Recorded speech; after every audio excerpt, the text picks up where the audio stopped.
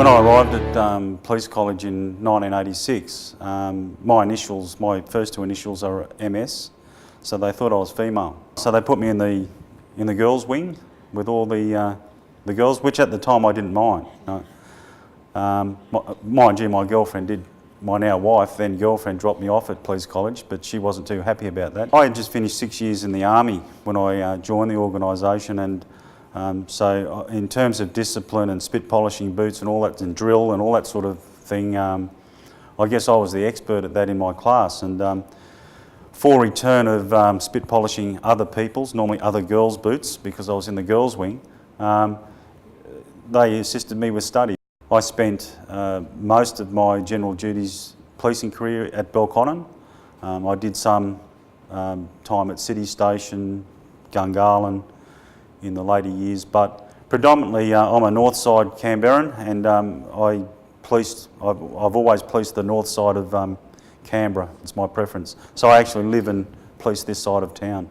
Going back to the late 80s, I can distinctly remember in 1986 or 87, in the early years, typing criminal offence reports at the station with carbon paper in an old manual typewriter, struggling to see the keys through the cigarette smoke and the ashtray next to the typewriter. So I remember that we used to have to have white out, blue out, green out, yellow out bottles lined up next to the typewriter because of the different coloured carbon copies.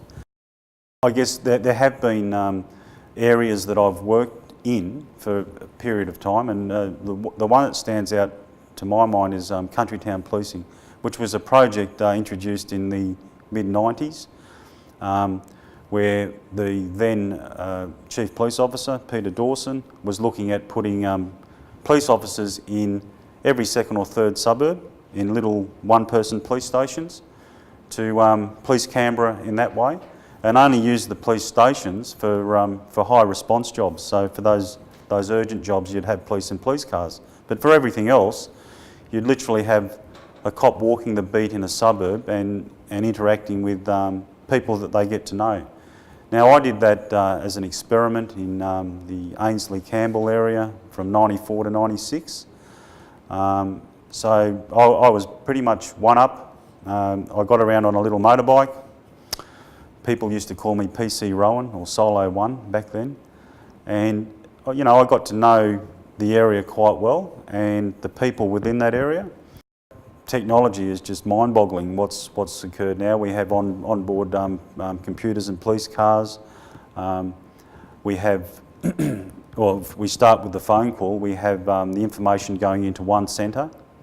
That one centre can give a consistent response to how we would deal with that information. That information is all recorded both on audio recordings. Every call-in is recorded. All the information is put on computer systems, and the computer-aided dispatch system that we use in our ops centre is fairly high-tech in the sense that it records the information, but it also gives us the location of every police car in Canberra.